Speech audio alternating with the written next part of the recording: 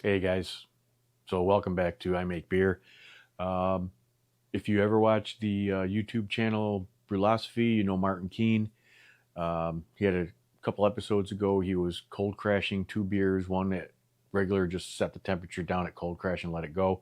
The other one he was gradually setting, and he did this. Then I dropped the temperature of one fermenter by just 3 degrees from 20 to 17C, and the second one I dropped down, way down, to 3C.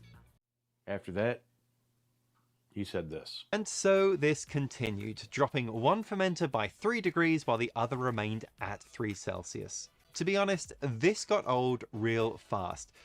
If this works, I'm going to want to find a way to automate it. And what we're going to do is we're going to help Martin Keene out. We're going to fully automate this cold crash. So all you have to do is just set it up and it'll cold crash down to whatever temperatures you want in your intervals, all the way down to your cold crash temperature. It'll be a gradual cold crash. It'll be as fast or as slow as you wish. Depends on how you set it up. So grab yourself a beer. Let me show you how this is done.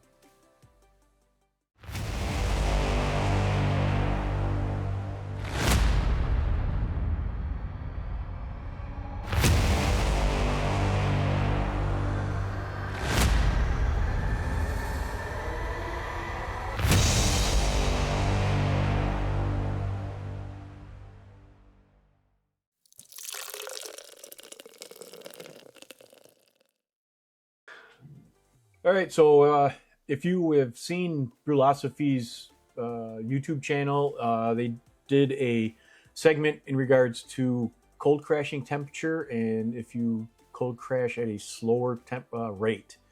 So you're going to want to bring down your temperature from your diacetyl rest down to cold crash.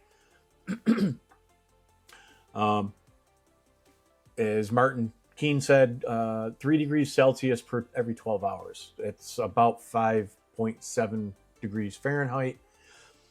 So what I've done is I've gone into IFTTT, which is if this, then that.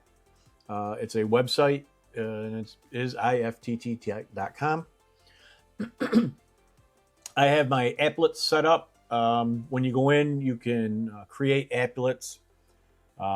I'll go in here and I'll just create one real quick. Google Calendar, any event.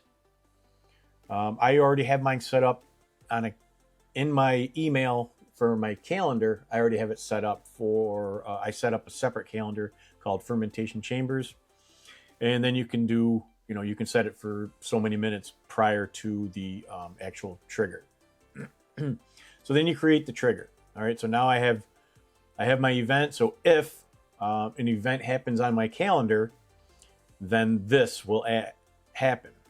So with the Inkbird, the 308 Wi-Fi ones,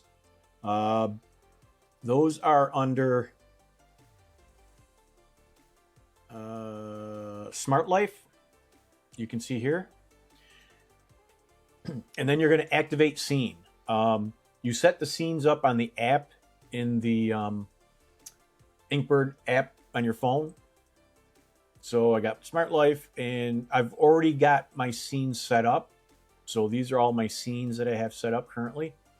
So if I was fermenting or my diacetyl rest was at 67 degrees, I lowered mine 6 degrees each time Fahrenheit. So then I went down to 61. 12 hours later, I went down to 55. 12 hours later, it goes down to 49. 12 hours later, it goes down to 43. 12 hours later, it goes down to 37. And then I did my final temperatures at 34. I did that, I think, about 4 hours later. So then you create an action. All right, so now we have this. So we have an event on your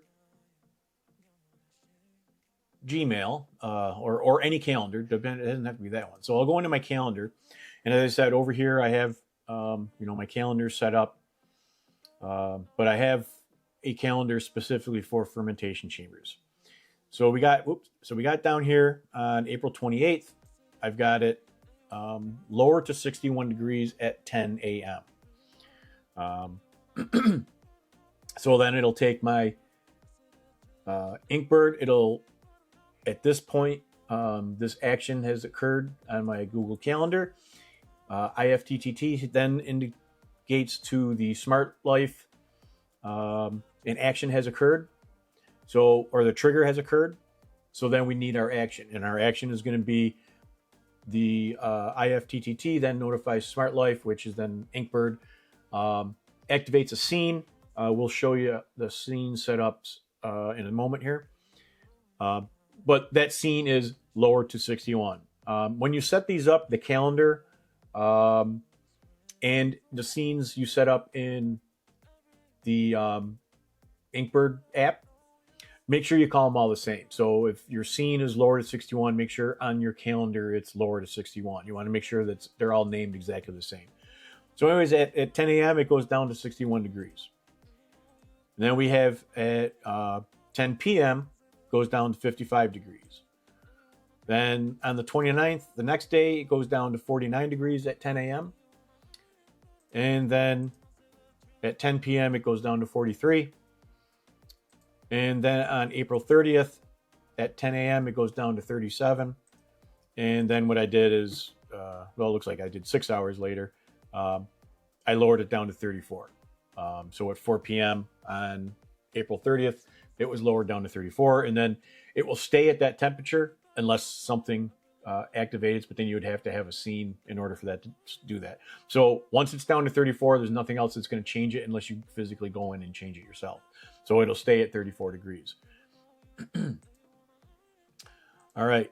So I'm going to back out of this because, oh, and you also get 20 applets on IFTTT.com. You get 20 applets with your free account. You can pay.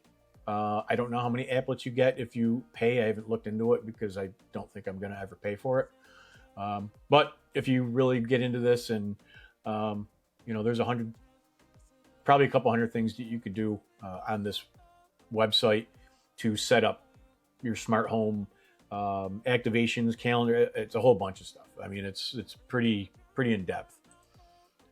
Same with Zapier. If you've used Zapier with ChatGPT, there's just a ton of stuff that you can do. All right, so I'm out of here. We got all our events set up. So I'll go click over to this one. So if an event from the search for lower to 61 is on my calendar, starts on fermentation chamber, then activates lower to 61, which is the name in my scene. So, and we can go back. And again, these are all how it looks.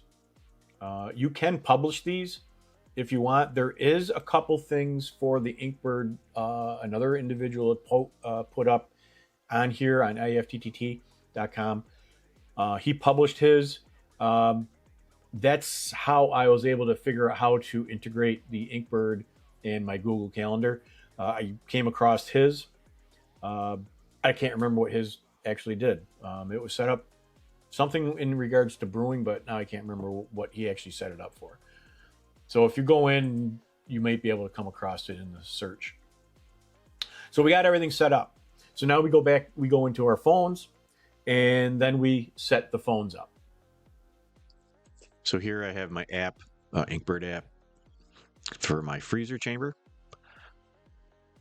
And I also have my fridge chamber. I have two of them. So here are the smart scenes. At the bottom, you'll see smart. You click on smart. Up in the right-hand corner, you see the plus sign. That's where you will open up a new scene.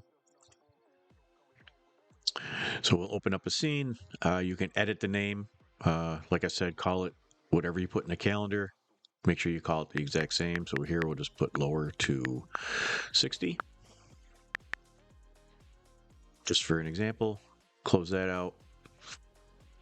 And then you hit the plus sign. It says execute following action. So here I just opened up my scenes, each scene, just so you see what it looks like. But the green check mark means that it's working. I'll just go down all my scenes, but obviously they look all the same.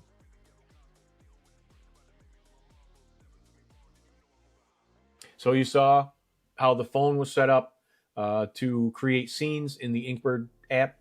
So they all will integrate with each other. So that's the way that I did it in regards to sort of automatically making the fermentation cold crash temperature go down slowly, and it was automated there where I didn't have to get on my phone to do it, or go down into the basement and physically change the temperature on the Inkbird itself. So that's how it's done. Martin, if you watch this video, I'll even post a message on your comment or in your comments if you want to do this. I don't know about publishing these, how that works. I'm going to look into it a little bit. Maybe I'll publish these on the IFTTT.com website, and then you can just go in there and then search for them. If I do that, I will put something in the description to indicate how you can find it, because I'm not really sure how you find it yet. I'll have to dig into this a little bit deeper. I'm also going to try and figure out how I can change the Inkbird temperature to raise it for diacetyl rest. I use tilt hydrometers. They then send information to a Google Sheet. So what I'm going to try and do is set it up so, depending on the beer I'm making and what the final gravity is going to be, but a few, clicks away from final gravity, raise the temperature for diacetyl rest. So somehow I'm going to figure out that I will put in a specific gravity. We'll say 1.012. Once 1.012 shows up on my Google Sheets in a certain cell, then when it would activate, that would be the trigger. And then that trigger would then communicate with the Inkbird app. We'd set up another scene for that. And then that would actually raise the temperature. Just some things I'm goofing around with, trying to figure things out, making life a little easier, spending hours and hours on the computer trying to figure out how to do this. But down the road, it'll definitely save me some time and forgetfulness, so I don't have to worry about forgetting about it, and it'll just do it on its own. So there you go, guys. Like and subscribe. It's a short one. I just wanted to throw this out there, especially if you watched the Brewlosophy when he did the comparison of cold crashing at just setting it at cold crash temperature and letting it fall to that temperature however fast it falls, or setting it up so it gradually goes down, which the outcome of the beer, the final outcome, is supposed to be a clearer beer, and it's supposed to hold its head retention longer. I did my Helles. If you want to watch that video, that's up already.